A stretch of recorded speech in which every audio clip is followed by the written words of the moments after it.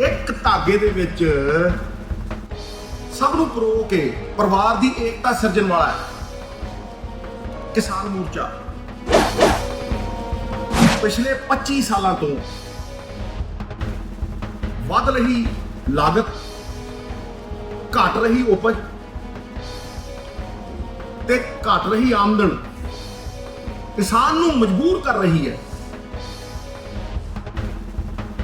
ਇਹ ਅੰਦੋਲਨ ਕਰਨ ਲਈ। ਸਭ ਤੋਂ ਪਹਿਲਾ ਬੰਦਾ ਸੀ ਜਿਹਨੇ ਕਾਲਾ ਝੰਡਾ ਲਾਇਆ ਸੀ ਆਪਣੇ ਘਰ ਤੇ, ਹਰ ਥਾਂ ਤੇ ਅੱਗੇ ਹੋ ਕੇ ਪਾਰਟੀਆਂ ਤੋਂ ਉੱਤੇ ਉੱਠ ਕੇ ਮੈਂ ਅੰਦੋਲਨਾਂ 'ਚ ਹਿੱਸਾ ਲਿਆ। 18 ਨਕਾਤੀ ਉਹ ਪੀਪਲ ਏਜੰਡਾ ਜਿਹੜਾ ਹੈ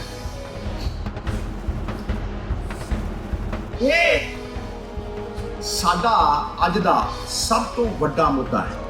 ਗੁਰੂ ਸਾਹਿਬ ਦੀ ਬੇਅਦਬੀ ਹਰ ਪੰਜਾਬੀ ਦੇ ਆਤਮਾ ਦੀ ਆਵਾਜ਼ ਵੀ ਨਿਆਂ ਹੋਵੇ। ਹਰ ਸਾਲ ਬਿਜਲੀ ਦਾ ਰੇਟ ਜਿਹੜਾ ਹੈਗਾ ਸੋਲਰ ਦਾ ਉਹ 20% ਘਟ ਰਿਹਾ ਹੈ ਤੇ ਫਿਰ ਪੰਜਾਬ 7 ਰੁਪਏ ਤੋਂ 18 ਰੁਪਏ ਕਿਉਂ ਦੇਵੇ ਬਿਜਲੀ? ਇਸ ਪਵਿੱਤਰ ਧਰਤੀ ਦੇ ਉੱਤੇ ਆ ਕੇ ਫੇਰ ਆਪਣੀ ਆਤਮਾ ਦੀ ਆਵਾਜ਼ ਨੂੰ ਦੁਹਰਾਉਣਾ ਚਾਹੁੰਦਾ, ਅੱਗੇ ਵਧਾਉਣਾ ਚਾਹੁੰਦਾ, ਕਿਉਂਕਿ ਇਹ ਗੁਰੂਆਂ ਪੀਰਾਂ ਦੀ ਪਵਿੱਤਰ ਧਰਤੀ ਹੈ। ਇਸ ਕਰਕੇ ਇੱਥੋਂ ਆਤਮਾ ਦੀ ਆਵਾਜ਼ ਹੀ ਦਿਲਾਂ 'ਚ ਕਰ ਸਕਦੀ। ਮੈਂ ਆਪਣੀ ਟੌਪ ਪ੍ਰਾਇੋਰਟੀ ਕੱਲ ਵੀ ਕਿਹਾ ਸੀ, ਅੱਜ ਫੇਰ ਦੁਹਰਾ ਰਿਹਾ, ਸੰਯੁਕਤ ਕਿਸਾਨ ਮੋਰਚੇ ਦੀ ਜਿੱਤ ਨੂੰ ਸਮਝਦਾ। ਅੱਜ ਦਾ ਨਹੀਂ, ਮੈਂ ਪਿਛਲੇ 1 ਸਾਲ ਤੋਂ ਇਸ ਮੋਰਚੇ ਨੂੰ ਪਵਿੱਤਰ ਕਹਿੰਦਾ ਆਇਆ। ਉਹਦੇ ਕਾਰਨ ਇਹ ਮੋਰਚਾ ਮੇਰੇ ਲਈ ਪਵਿੱਤਰ ਇਸ ਕਰਕੇ ਹੈ ਕਿ ਇਹ ਸਾਡੇ ਪ੍ਰੀਐਂਬਲ, ਕਨਸਟੀਟਿਊਸ਼ਨ ਦਾ ਪ੍ਰੀਐਂਬਲ ਜਿਹੜਾ ਦਿਲ ਹੈ, ਇਹ ਉਹਦੀ ਧੜਕਣ ਨੂੰ ਆਪਦੀ ਧੜਕਣ ਬਣਾਈ ਬੈਠੀ। ਇਹ ਕਨਸਟੀਟਿਊਸ਼ਨ ਦੀ ਸਪਿਰਿਟ ਦੀ ਆਵਾਜ਼ ਬੁਲੰਦ ਕਰ ਰਿਹਾ, ਉਹਦੇ ਜਜ਼ਬੇ ਨੂੰ ਤਗੜਿਆਂ ਕਰ ਰਿਹਾ। ਅੰਬੇਡਕਰ ਸਾਹਿਬ ਦੀ ਫਰਟਰਨਿਟੀ, ਵੱਖ-ਵੱਖ ਜ਼ਾਤਾਂ, ਵੱਖ-ਵੱਖ ਭਾਸ਼ਾਵਾਂ, ਵੱਖ-ਵੱਖ ਪ੍ਰਾਂਤ, ਇਹ ਸ਼ਾਇਦ ਹੀ ਕਦੇ ਇਕੱਠੇ ਹੋਏ ਹੋਣ। ਇੱਕ ਧਾਗੇ ਦੇ ਵਿੱਚ ਸਭ ਨੂੰ ਪਰੋ ਕੇ ਪਰਿਵਾਰ ਦੀ ਏਕਤਾ ਸਿਰਜਣ ਵਾਲਾ ਹੈ ਕਿਸਾਨ ਮੋਰਚਾ। ਇਸ ਕਰਕੇ ਇਹ ਮੇਰੇ ਲਈ ਕਿਸੇ ਪੁੰਨ ਸਥਲੀ ਤੋਂ ਘੱਟ ਨਹੀਂ। ਕਿਸਾਨ ਮੋਰਚੇ ਦਾ ਹਰ ਬਜ਼ੁਰਗ ਮੇਰੇ ਮਾਂ-ਪਿਓ ਸਮਾਨ ਹੈ। ਭਾਈ ਜੀ, ਮੈਂ ਨੰਗੇ ਪੈਰੀ ਇਹਨਾਂ ਕੋਲ ਜਾਊਂ ਮੇਰਾ, ਕਿਉਂਕਿ ਮੈਂ ਇਹ ਮੰਨਦਾ ਕਿ ਇਹਨਾਂ ਦੀ ਜਿੱਤ ਸਾਡੀ ਜਿੱਤ ਹੈ। 60% ਕਾਂਗਰਸ ਦਾ ਵਰਕਰ ਸਭ ਤੋਂ ਪਹਿਲਾਂ ਮੇਰਾ ਐ ਬਾਂਹ ਫੜਦਾ ਔਰ ਕਹਿੰਦਾ, ਭਾਈ ਜੀ ਆਪਾਂ ਇਹ ਹੱਲ ਕਰੀਏ। ਇਸ ਕਰਕੇ ਮੈਂ ਉਹਨਾਂ ਤੋਂ ਸੇਧ ਲੈਣਾ ਚਾਹੁੰਦਾ,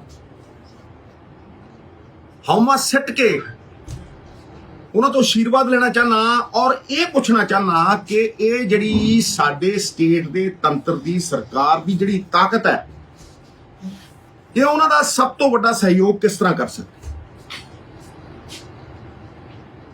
ਵੇਖੋ, ਪਿਛਲੇ 25 ਸਾਲਾਂ ਤੋਂ ਵੱਧ ਰਹੀ ਲਾਗਤ, ਘਟ ਰਹੀ ਉਪਜ ਤੇ ਘਟ ਰਹੀ ਆਮਦਨ ਕਿਸਾਨ ਨੂੰ ਮਜਬੂਰ ਕਰ ਰਹੀ ਹੈ ਇਹ ਅੰਦੋਲਨ ਕਰਨ ਲਈ।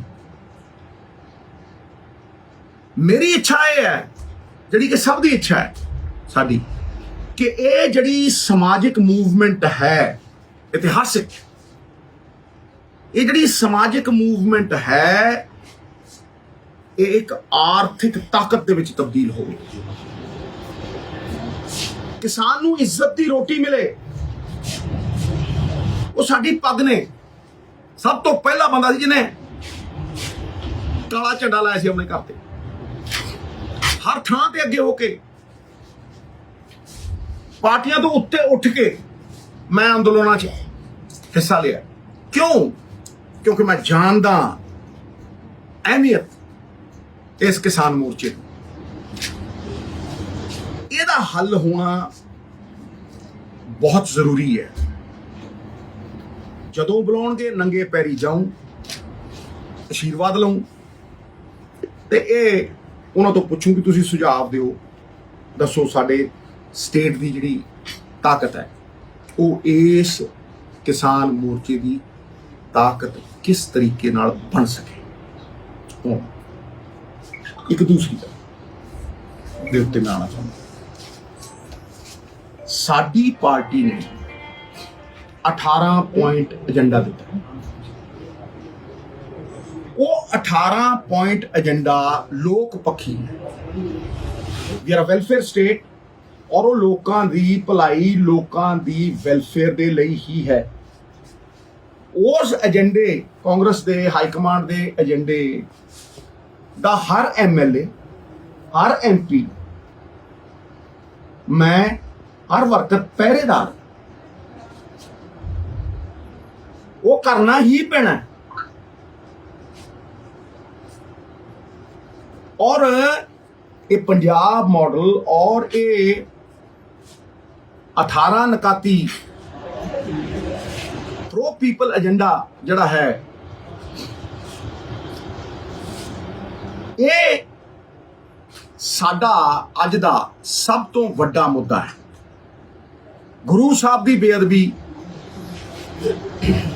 ਹਰ ਪੰਜਾਬੀ ਦੇ ਆਤਮਾ ਦੀ ਆਵਾਜ਼ ਵੀ ਨਿਆਂ ਹੋਵੇ।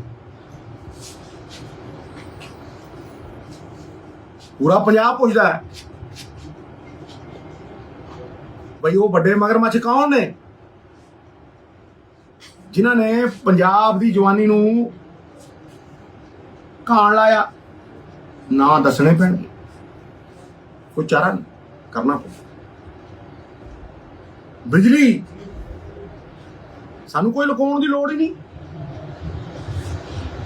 ਭਾਈ। ਜਦੋਂ ਦਿਲ ਸਾਫ਼ ਨੇ, ਅੱਜ ਵਰਕਰ ਦੀ ਆਵਾਜ਼ ਬੁਲੰਦ ਕਰਨੀ ਹੈ ਤੇ 18 ਰੁਪਏ ਦੇ ਕੰਟਰੈਕਟ ਕਿਉਂ ਹੋਣ ਜਦੋਂ ਬਿਜਲੀ 2 ਰੁਪਏ ਦੀ ਮਿਲਦੀ ਹੈ?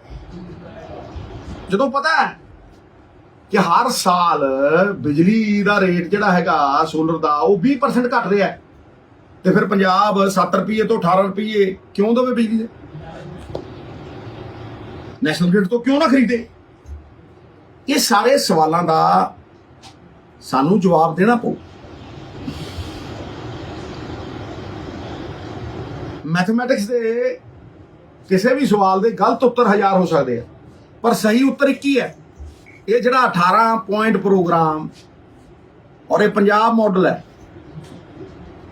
ਇਹ ਬਿਲਕੁਲ ਸਹੀ ਉੱਤਰ ਹੈ। ਇਹ ਸਾਨੂੰ ਦੇਣਾ ਪਊ। ਸਾਨੂੰ ਇਸ ਦਿਸ਼ਾ ਵੱਲ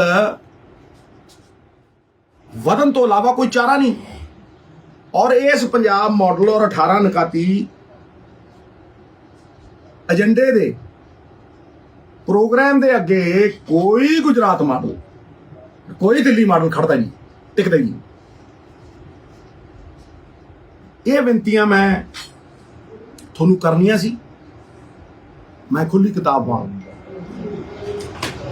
ਮੇਰਾ ਹਰ ਇੱਕ ਸ਼ਬਦ ਜਿਹੜਾ ਹੈ ਸੋਚਿਆ ਸਮਝਿਆ ਹੁੰਦਾ। ਮੈਂ ਸਿਰਫ ਇੱਕੋ ਮਿਸ਼ਨ ਦੇ ਨਾਲ ਅੱਗੇ ਵਧਣਾ ਚਾਹੁੰਦਾ ਕਿ ਜਿਹੜੀ ਪੰਜਾਬ ਦੇ ਲੋਕਾਂ ਦੇ ਟੈਕਸਾਂ ਦੀ ਤਾਕਤ